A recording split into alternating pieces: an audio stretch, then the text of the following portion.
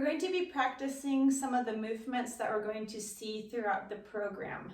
There are 4 movements especially that tend to be a little bit more complicated for people to get their brain connecting to the joint and the movement and understanding really how to make that movement to be intentionally coming from the parts of the body that we want it to come from. So in this video, we're going to be practicing a little bit of that. Feel free to skip through if there are certain movements that you find to be simple already. And if you feel like you're able to do them fine, then you can skip through and then focus on the ones that maybe are a little bit harder for you to get.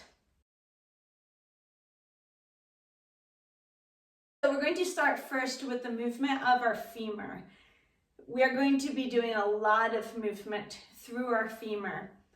You want to think about, and I'm going to show you with my right leg first, you want to think about having your knee in line with your pelvis and your hip, and keeping your pelvis from moving. You're going to rotate out and in. So your femur is rotating in here, that causes your foot to go towards the outside, or you're rotating out, which causes your foot to come up towards the inside of your body. So if you think about it, it's like you're trying to get, if you're coming in externally rotating, you're trying to get your shin and your foot up towards the sky, towards the inside of your body. We may be thinking that our foot is going towards the inside, but really we want to make sure that our brain is making the connection with the actual movement, which is our femur, which is the bone in our thigh that attaches to our pelvis. The femur itself is moving externally, so it's rotating towards the outside of the body, which if you think of like a wrench or a lever, this rotates, which causes the rest of the leg to move up. So practice that a little bit. As you're lifting, you're thinking almost of lifting your shin, but really the movement is coming from the thigh bone, your femur. So you're pulling out with the femur, and the response, the reaction is that you're getting your foot up. Similarly, in the opposite direction, you're going to think of rotating your thigh or rotating your femur towards the inside of your body, which causes your foot to go towards the outside and up. So same idea of that wrench or that lever, where this is moving and everything else goes with it. So again, you might be thinking, it might help first to think of your foot just like you're trying to kick it out towards the side. But the movement should initiate because of your femur moving. So think about your femur rotating in as you're pulling your foot up. And so you're going to hear in the program a lot of cues that say, rotate your femur in, feel your foot pushing up, or rotate your femur out, push through your foot towards the inside of your body. So you're thinking of almost 2 directions because of the response. The movement starts from your femur, but the response is your foot moving. So practice that a bit, rotating out and in if you're thinking of your foot, or rotating out with the femur, which makes your foot being on the inside, and rotating in with your femur, which makes your foot be on the outside. So practice that on both sides, noticing your movement, trying to make that connection. Sometimes we think in this movement of going out and in instead of rotating. So you want to really practice the actual rotation as opposed to thinking of just moving your leg. So you're not moving it out and in, you're keeping it stable, your femur moves, and that causes your foot to move. So practice that a bit. When you're on the floor, you want to think about moving more your pelvis in the pails and rails and in the different strength and kinetic stretching things that we will be doing, more than your leg. So you're thinking of isolating your leg, which still will have some force to it, but your primary movement is going to come from your pelvis. A way that I try to describe it is, especially when you're doing the back leg for internal and external, it's almost, and especially internal rotation, it's like you're wringing out a towel. So practicing this movement, if you're able to come onto the floor, is really good. If you're not able to come onto the floor, don't worry about this. You can skip this video or this portion of the video. So what you're thinking about is, so if you are not on the floor and your pelvis is forward, you would be moving your leg. But instead, you're thinking of, let's say, acting like you're lifting your foot up. But instead of your leg being able to lift, like it's impossible for me to lift my leg. Think about rotating, as you're acting like you're lifting with your foot, rotating your pelvis back and down. So you're thinking of pulling it all the way towards the floor. You might not find a lot of movement here, and that's okay. But you're thinking of just rotating, and then let's say, imagine you're trying to push your foot into the floor, creating external rotation of your femur. Then you could try to keep the femur where it is while rotating your pelvis. So as you can see, my pelvis is moving while I'm trying to keep my femur from moving alongside it. So this is one to really practice. It's sometimes fairly difficult to really get. If I turn to the side, you might be able to see it a little more. So if I were lifted here, you're acting like you're pulling your foot up for internal rotation, and you're thinking of rotating. Sometimes rotating your chest to face your back leg, sometimes even kind of pulling with your other arm on your leg can help a little bit. So practice that. Just aim to feel your pelvis moving in contrast to your femur. This will produce way better activation when you're doing the movements. So same thing obviously with the other side, you're acting like you're lifting and then you're dropping your pelvis down. And then if you push your foot down, you're trying to keep your femur externally rotated while your pelvis is moving. So practicing the rotation of your pelvis on your femur, super important. Similarly, but slightly different with the foot, the front foot for external rotation. So for this, if you're acting like you're trying to lift your foot off of the floor, your pelvis, and this is the biggest thing, you want to think of having your lower back forward. So a lot of times people will be rounded here. Try to find a position where you can have your lower back forward and be really tall. Sometimes sitting on a block is helpful if you were to need a little bit more lift through your upper body. So you're thinking about lifting your heel off of the floor to find external rotation that allows your femur to rotate out. And you want to think of keeping your knee on the floor. So, or as close to the floor as possible. So I'm going to turn this way so you can see a little more.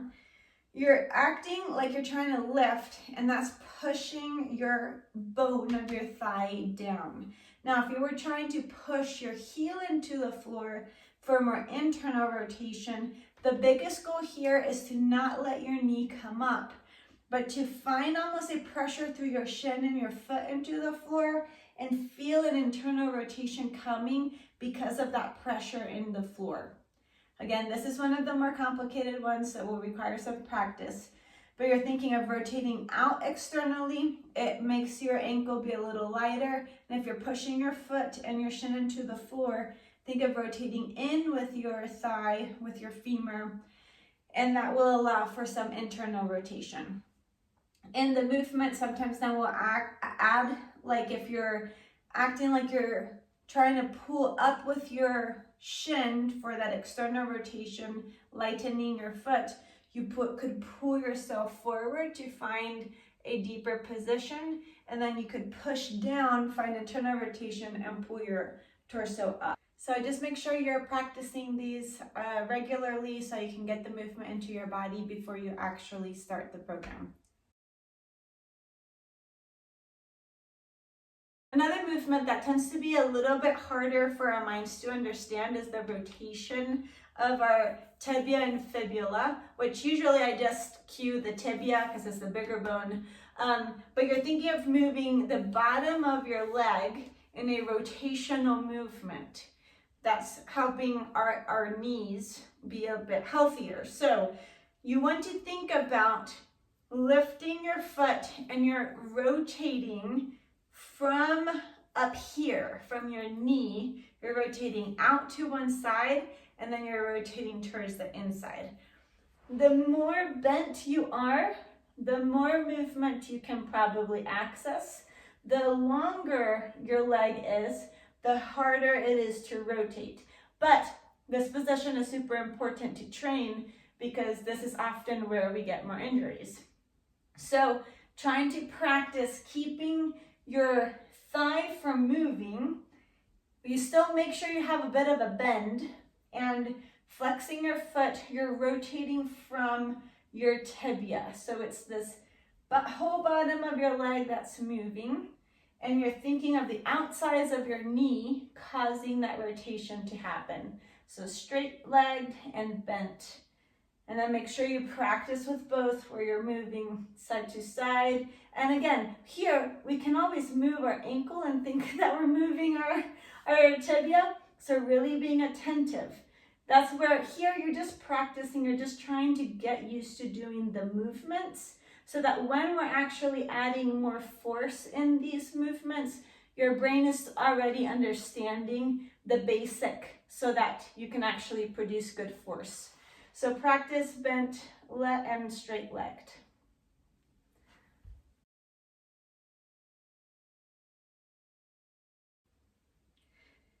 We are going to be working on the rotation of our shoulders. This is another movement that tends to be a little complex for some people to get.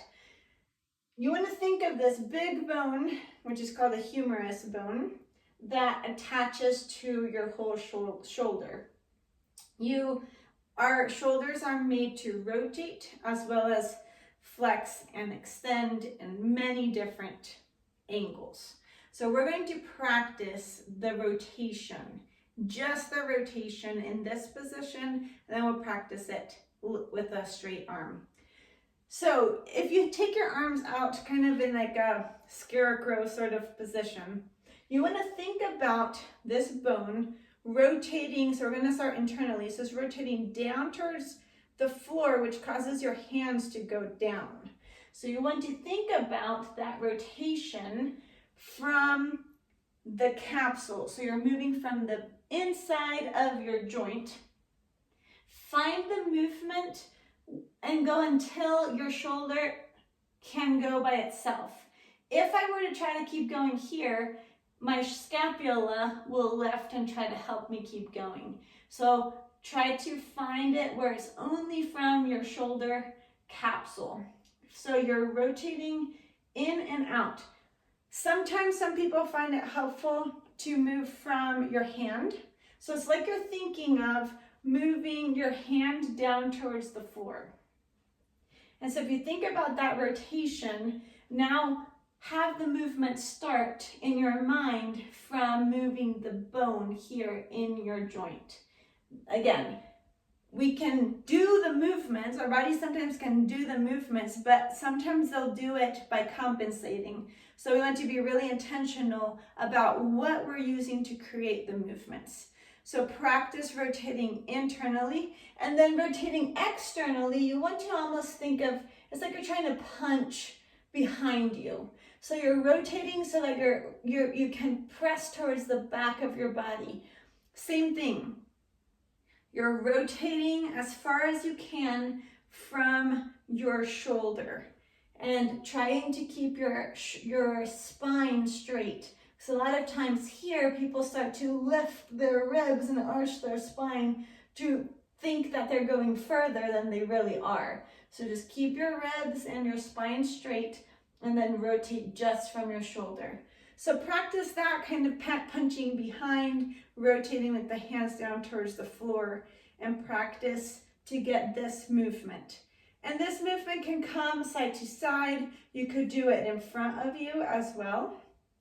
Practicing that in front of your body is really helpful as well. And with straight arms, we will also practice this. So when you have your arms up overhead, you want to still think of the bone, your humerus bone, rotating. So you're rotating in and out from this bone more than your hands, more than your elbows even, but think of rotating. So you're gonna see this movement where you rotate out and you keep rotating behind you.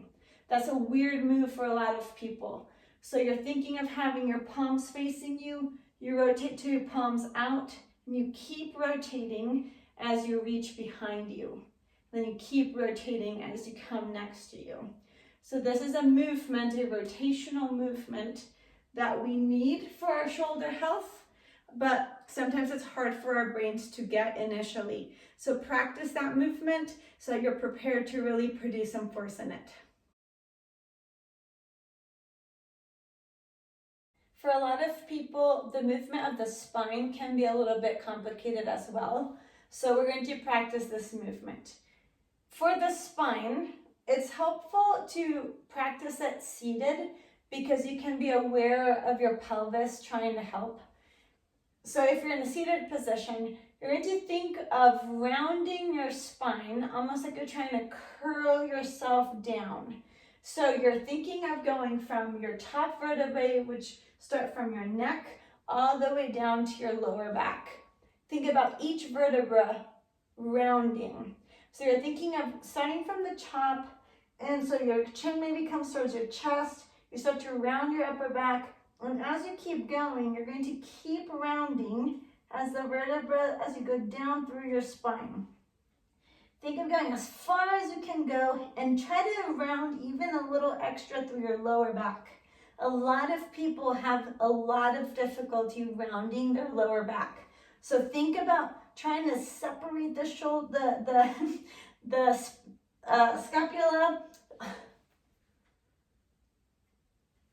Trying to separate the vertebra and just try to almost think of pushing your lower back towards the back. So you're rounded here, and now we're going to do the opposite. So think of pushing your lower back forward, and as you're doing that, your pelvis is going to move a little bit, and you're going to start to arch your back as you're lifting, and you're lifting your chest almost towards the sky, and you're looking up. So even your neck starts to go into that extension. So think of rounding out your lower back through your whole back, and then arching, so pressing the lower back forward, pressing your chest up towards the sky and lifting the chest. Now, our spines are also made to rotate, and they're made to lean. So we're going to practice that as well. So in a rounded position, you're going to stay here, but you're going to try to rotate your shoulders towards the side. And then try to rotate towards the other side. Now try to keep your hips flat on your chair. Try to stay rounded as much as possible. We're going to practice that in an arched position. So go fully into your arched position and think of dropping your one shoulder towards the floor here. So your other shoulder is going up towards the sky, and then switch to the other side. Shoulder drops and the other shoulder lifts towards the sky. One more time to the side, and then to the other side. So when you're standing, sometimes our hips will try to compensate a bit. So I'm going to just show you what sometimes happens when people are standing. So if you're standing here and you're rounding through your spine, a lot of people start to press their hips back. And now they're thinking they're lower, but they're actually not stretching their spine anymore. They've just pushed their hips back. So you want to think of keeping your legs as solid and straight as possible and round through your spine just from this standing position. It won't feel as big as maybe your brain thinks you need to go, but it will be better and actually bring more health to your spine if you can take out that compensation. Similarly, when people are arching, they often push their hips forward to almost try to add more extension, but that's just their hips pushing forward. It's the same thing. You want to think of keeping your legs in line, lifting your chest and arching back through just your spine. So your legs stay in line the whole time. So, and when you're going side to side, you're just thinking of that movement here, and you're thinking of then rotating. And you'll see this full spinal car in the CARS, or How to Do CARS video.